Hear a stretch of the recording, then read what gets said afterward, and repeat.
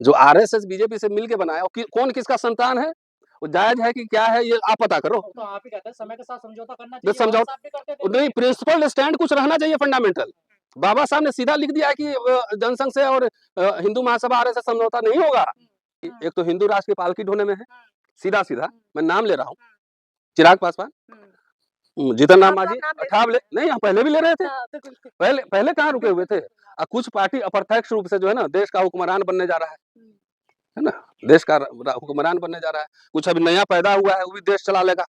देश सत्ता मिल जाएगी, व्यवस्था कैसे चलाएगा इसका भी था नहीं, पता नहीं है कि उनका ऑडिटर जनरल कौन होगा और उसका सॉलिसिटर जनरल कौन होगा, ये पता नहीं है अभी। लेकिन एकदम हुक्मरान बनना है भाई। जो मिडिल क्लास, जिसका मिडिल क्लास नहीं होता है, जिसकी बुर्जोजी नहीं होती है, जिसका थिंक टैंक नहीं हो सकता है, वो कभी रूलिंग एलीट नहीं बन सकता है। ये बेसिक बात नहीं समझ में आ रही। इसीलिए बाबा साहब जो बार बार फोकस है, कोई पढ़ता और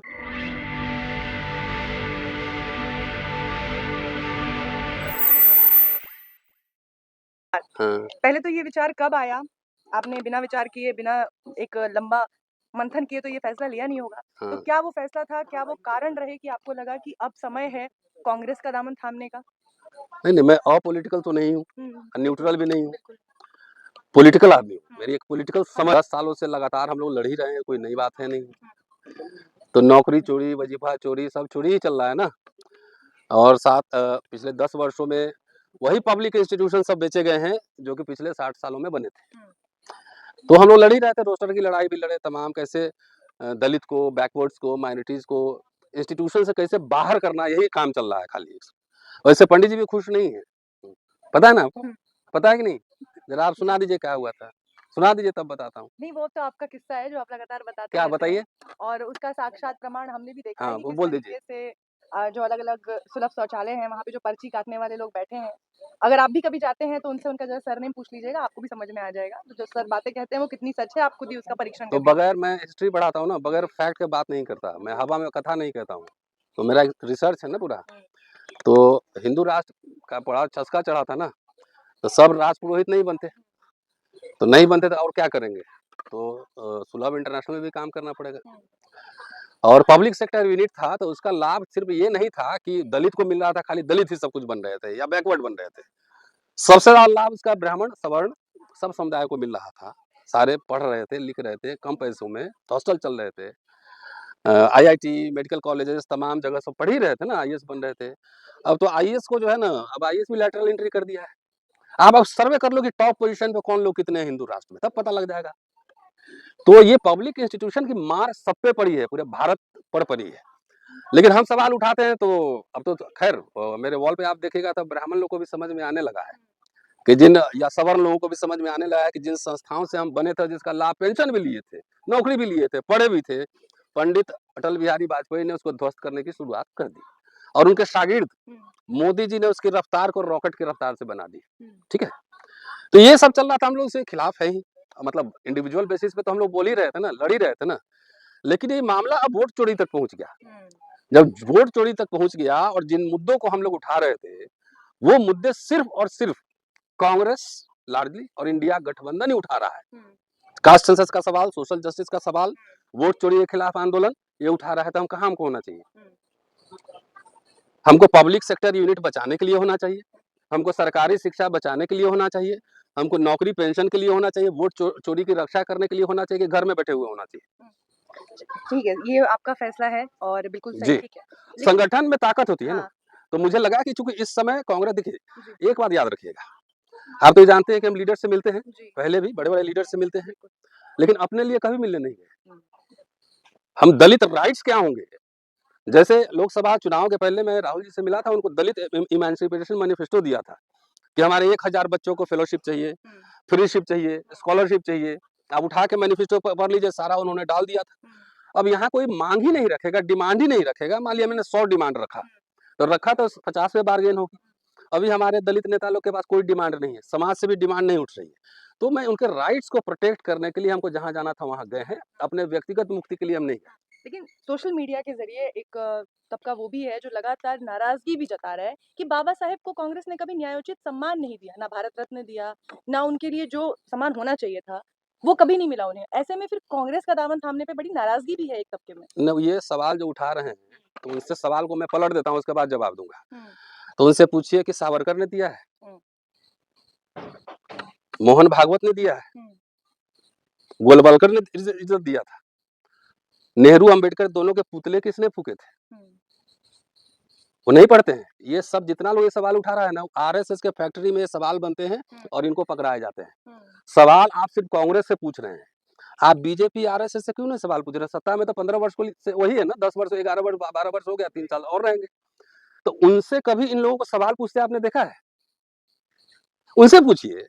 अंबेडकर इंटरनेशनल सेंटर बन गया ना इधर, हुँ, जी, ले मेरिडियन के बगल में, जनपद पे। जनपद पे, तो उसका फीस कितना है? उसमें दलित लोगों का कितना प्रोग्राम होता है? हुँ, खुश रहो कि तुम खाली मूर्ति में, खुश रहो खाली तुम बिल्डिंग में।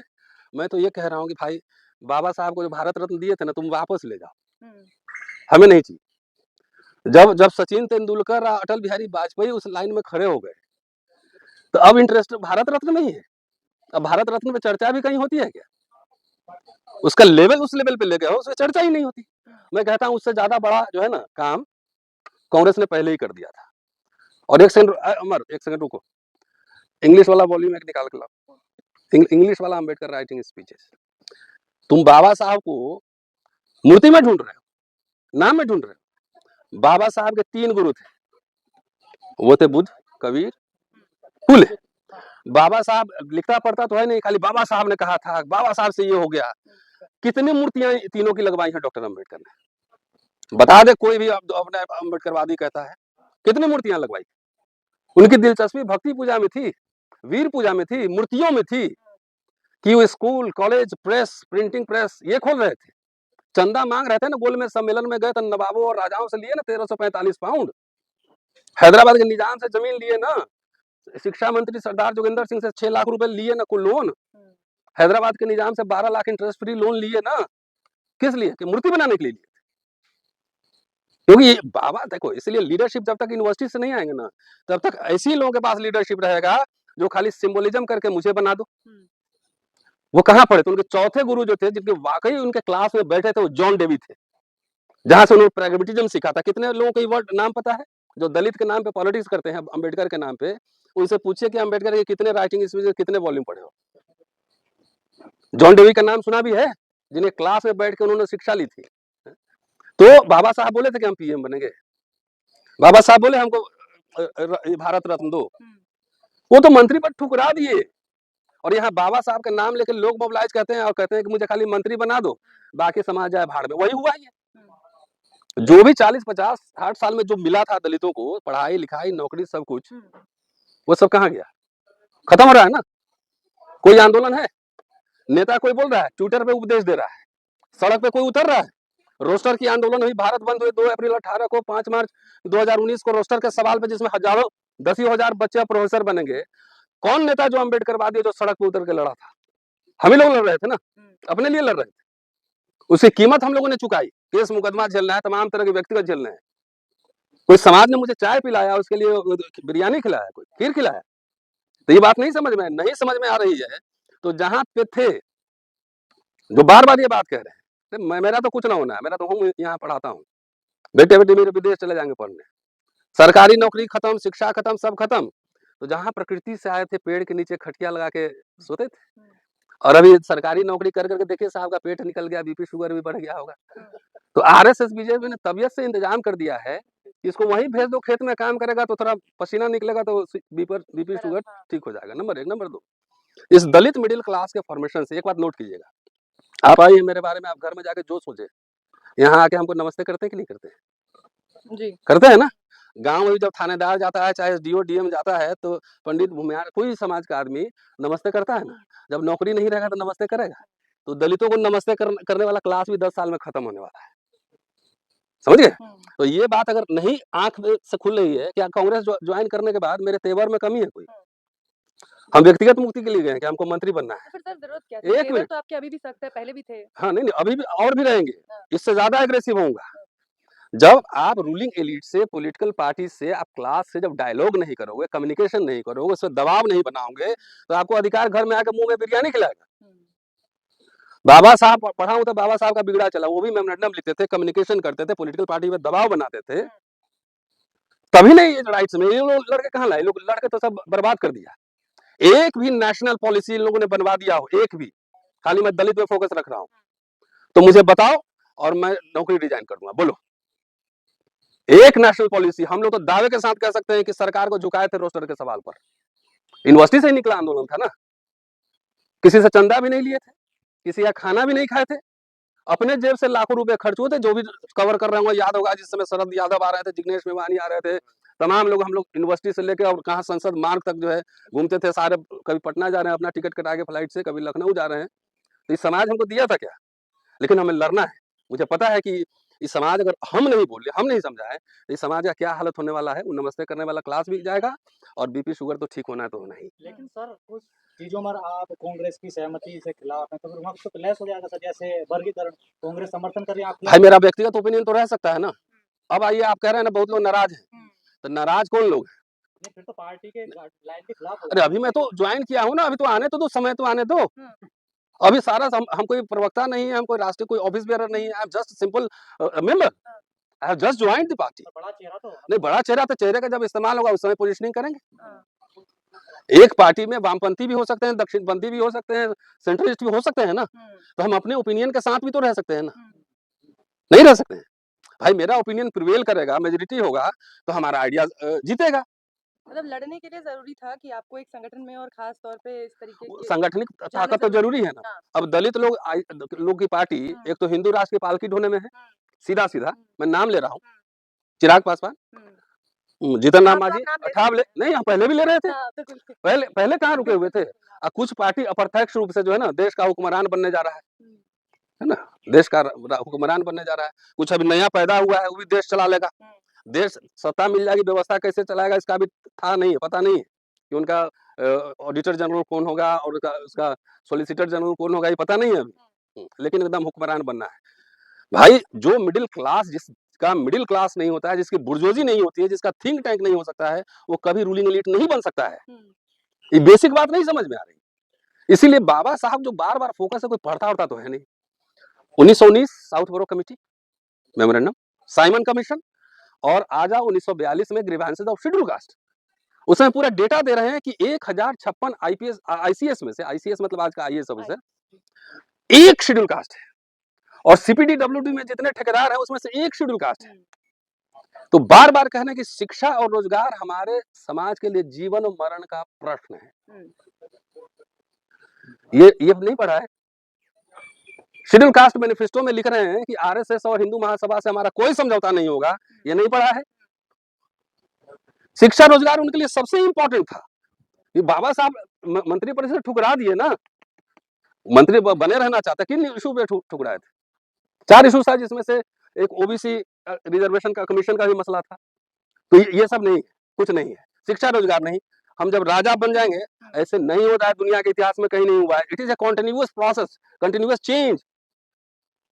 डिमांड बाबा साहब ही कह रहे हैं ना कि हमने 3 तरह के डिमांड मांगे थे। एक राजनीतिक अधिकार विधान मंडलों में, एक सरकारी नौकरियों में आरक्षण, और तीसरा पृथक निर्वाचन क्षेत्र। एक नहीं मिला, चलो इसमें दुख होने की कोई बात नहीं, 2 तो मिल गए ना। तो अधिकार जो मिले हैं उसको ले लेना है, और फिर उसको दबाव बनाए रखना है कि और राइट चाहिए। कि उनका स्टेटमेंट है कि पहनूंगी तो जरी वाली साड़ी ही नहीं तो नंगे रहूंगी, ऐसी मानसिकता नहीं रखना चाहिए। तो ये क्या कह रहा है? जो मिला था वो भी कपड़े उतार रहा है कि शिक्षा नहीं चाहिए, रोजगार नहीं चाहिए, पेंशन नहीं चाहिए, खाली जरी वाली साड़ी, जब हम राजा बनेंगे तब हम बात करेंगे। ऐसे होता है पॉलिटिक्स। इसलिए दलित जो देखिए, दलित राजनीति और गुमराह हो चुका है। वो अम्बेडकर के नाम पे पूरा एंटी अम्बेडकर मूवमेंट चला रहा है। किसी को बहस करना हो, आप पूरा लाइव चलेगा, रेफरेंस के साथ आके बैठ जा, 5 इश्यूज पे अम्बेडकर का क्या टेक है, तैयारी करके आए, हम खुली चुनौती देते हैं। सर अक्सर देखा जाता है इन पार्टियों में, अगर कोई एससी या ओबीसी पिछड़ा दलित नेता जाता है तो उनको सेल में ही डाल दिया जाता है, उन्हें मुख्य बॉडी में नहीं रखा जाता। अब ये मुझे नहीं पता कौन कहाँ रखा जाता है, लेकिन मुख्य बॉडी में भी है। अब कुमारी शैलजा है ना, कुमारी शैलजा है, फिर महाराष्ट्र वाले क्या मुकुल वासनिक है, खड़गे साहब है। तो सब लोग को जाके 10 जनरल सेक्रेटरी होगा, तो 10 में से 2 तो है ही ना। सब चाहेगा कि सभी लोग, खाली शेड्यूल कास्ट ही जनरल सेक्रेटरी, तो बाकी लोगों को जो है मोबिलाइज कैसे करेगा?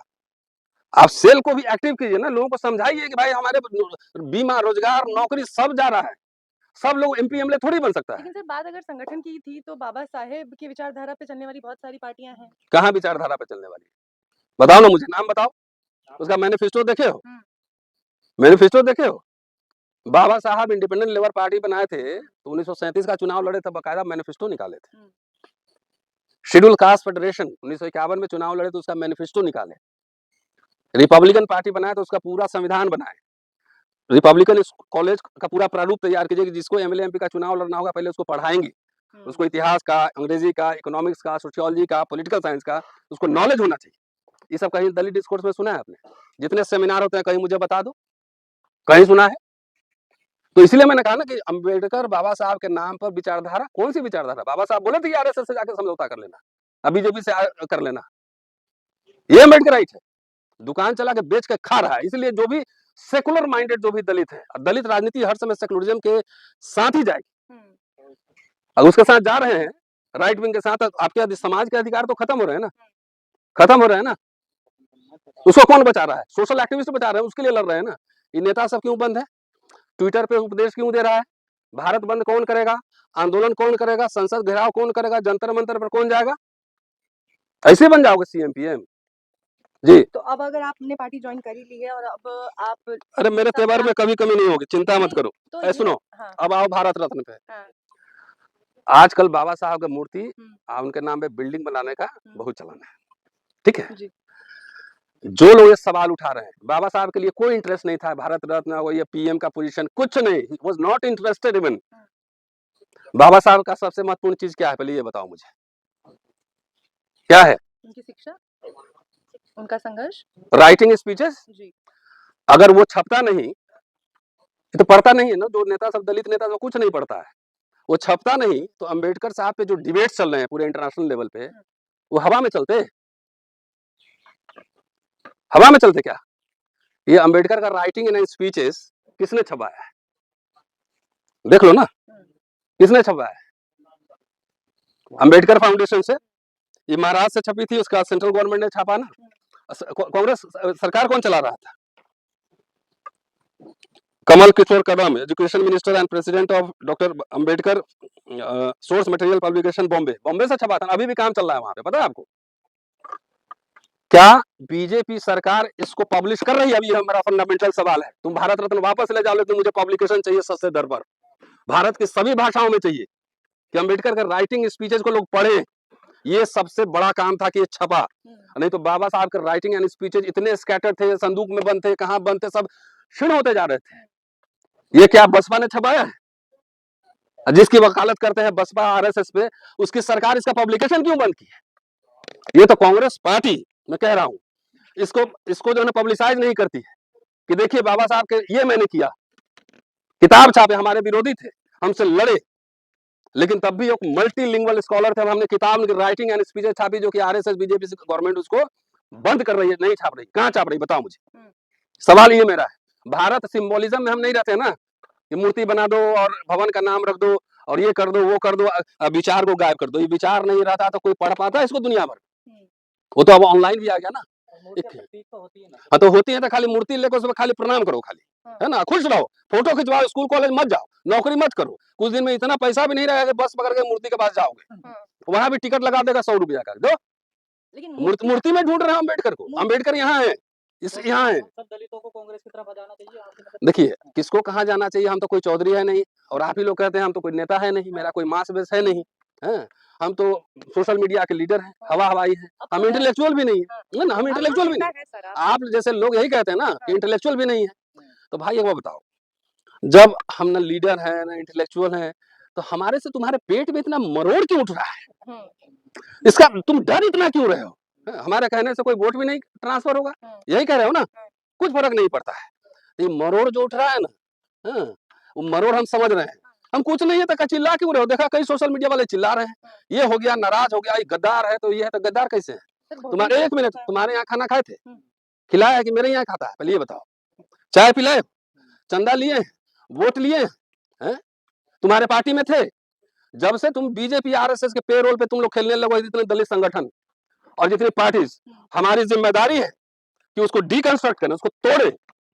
बाबा साहब कभी नहीं बोल रहे हैं कि राइट विंग के साथ जाना, उससे पैसा ले रहा है, चुपचाप घर में बैठे हुए हो। ये सब 10 साल से कोई आरएसएस बीजेपी के खिलाफ नहीं बोल रहा है, खाली किसको बोल रहा है? हम जैसे लोग जो सवाल उठाएंगे, नहीं तो कांग्रेस ही हमारा सबसे बड़ा दुश्मन है। तो बीजेपी तुम्हारा मित्र है ना, तो जाओ उसी के पास रहो। हम समाज के लिए लड़ने हैं, नेता सबसे कोई इंटरेस्ट नहीं है। मुझे पता है हमारे घर पे 2 बच्चियां आई थी शाहजहांपुर से, दोनों ओबीसी थी। कोई उसको फ्री में हॉस्टल में रख के पढ़ा रहा है, 7,000 रुपया यहाँ फीस लगना है हॉस्टल का, 7,000 रुपया उसके पास नहीं है, दे सकते हो? हैं? हवाबाजी, हम मूर्ति बना रहे, ये बना रहे, कोई एजेंडा नहीं, कोई मैनिफेस्टो नहीं। तुम्हारा किसी का खाया है कुछ? किससे हमने कहा कि दलित जो कह रहा है उससे पूछो हमको मर्सिडीज दिया था क्या? हमको बंगला खरीद के दिया कि धोखा दे दिए? धोखा तो तुम लोग दे रहे हो कि तुम लोग बाबा साहब के नाम पे लेकर टिकट बेचने के समय पैसा मांगते हो, जहां जाते हो चंदा उगाही करते हो, 1-1 रुपया का हिसाब भी नहीं देते हो। बाबा साहब 1-1 पाई का हिसाब देते थे। तो गद्दार तो ये लोग हैं कि जो बाबा साहब के नाम पे अपनी दुकान चला रहे हैं, पैसा भी ले रहे हैं, चंदा भी ले रहे हैं, दबा के खा भी रहे हैं, और अपने आप को सब बीजेपी आरएसएस के हाथ में बेच भी रहे हैं, वहां से ही माल ले रहे हैं। आप लोग कहते थे कि कांग्रेस आरएसएस की मां है। किसने? अच्छा, कांग्रेस आरएसएस की मां है। अच्छा, तो कांग्रेस को तो सीधे मनुस्मृति ही लगा देना चाहिए था, संविधान बनाने की क्या जरूरत थी? तो फिर आरएसएस को तो पुतला नहीं फूकना चाहिए था नेहरू अम्बेडकर का, है? अच्छा, आरएसएस और बीजेपी ने मिलकर सरकार बनाई है? तो जो मिलकर बनाया होगा वो क्या है? जो आरएसएस बीजेपी से मिलकर बनाया, कौन किसका संतान है? वो जायज है कि क्या है, ये आप पता करो। तो आप ही कहते हैं समय के साथ समझौता करना जो चाहिए, समझौता बाबा साहब भी करते थे। नहीं, प्रिंसिपल स्टैंड कुछ रहना चाहिए फंडामेंटल। बाबा साहब ने सीधा लिख दिया है कि जनसंघ से और हिंदू महासभा आरएसएस समझौता नहीं होगा, हिंदू राष्ट्र अभिशाप है। ये चवन्नी वाला क्या है फिर? कौन चवन्नी वाला? चवन्नी का मेंबर बनना बाबा साहब का। नहीं, ऐसा है ना, तो जलता हुआ घर है तो सबका एक संदर्भ है ना। लेकिन ये भी बोल रहे हैं 1948 में जाकर वही पढ़ लो कि हम कांग्रेस में समझौता करना पड़ता है कई बार। हम कांग्रेस में इसलिए आए कि मेरे सामने अंधेरा था कि मेरे अनुसूचित जातियों का क्या होगा, तो उनके हितों की रक्षा करने के लिए मैंने समझौता किया। वो किसके रक्षा के लिए? चलिए बताओ। अपने समाज के हितों की रक्षा के लिए मंत्री बनने या सीएम पीएम बनने के लिए नहीं गए थे, तब वो कांग्रेस सरकार में शामिल हुए थे। एक मिनट। उसके बाद जब पाकिस्तान बट गया तो उनका मेंबरशिप चला गया, तो बॉम्बे से उनको राज्यसभा में लाके संविधान सभा में रखा गया ना, उनको हटा देता उस समय, तो कहाँ रिजर्वेशन है, कौन सा राइट्स, क्या होता? तुम लोग जो कह रहे हो समझौता कर रहे हो, तो समाज के हित की रक्षा के लिए कर रहे हो कि अपने लिए कर रहे हो कि हम जेल न जा पाए, हमारे पैसा पे कोई नजर ना डाले? दोनों में ये अंतर है। शुक्रिया। लेकिन सर अब तो आपके पास ऑप्शन है ना, क्या? बीएसपी को भी आपने एक बार भी अपने उसमें नहीं रखा, लिस्ट में नहीं रखा। अरे जो बीजेपी के साथ रहेगा उसके साथ मैं कैसे जाऊंगा? अच्छा, पार्टी है सर, देखिए आपके छोटे भाई। नहीं, कोई बात नहीं है, वो भी हनुमान बन के घूम रहा है बाबा साहब के पास नहीं था ऑप्शन, लेकिन आपके पास तो ऑप्शन है। नहीं भाई, जितने जात की पार्टी बनाओगे उतना बीजेपी आरएसएस को मजबूत कर रहे हो। अच्छा, अभी जितने आंदोलन हुए विपक्ष के, एक मिनट, अभी 2 ही ऑप्शन है, एनडीए, इंडिया, तीसरा मोर्चा नहीं है। Yes no? जी नहीं है ना? तो या तो आप इधर रहोगे मुद्दों पर, या उधर रहोगे। लेकिन आप जैसे लोग ही तो मजबूत करेंगे ना सर तीसरे मोर्चे को। कहाँ तीसरा मोर्चा? हम कोई आम एक्टिविस्ट है भाई, I am not a leader, I am not a member of parliament. आप तो बन गए ना सर, कहाँ मेंबर ऑफ पार्लियामेंट बन गए? अब तो आप लीडर बन गए। अरे ऐसा थोड़ी है, अब तो हम ऐसा नहीं है। जात की पार्टियां जितनी बनेगी आरएसएस बीजेपी उतना ही मजबूत होगा। इसलिए दलित भाई हो, पहले दलितों को मैं कह रहा हूँ, चुपचाप जो है जहाँ नौकरी शिक्षा की बात हो उधर ही वोट देना, बाकी लोगों के चक्कर में जात पात के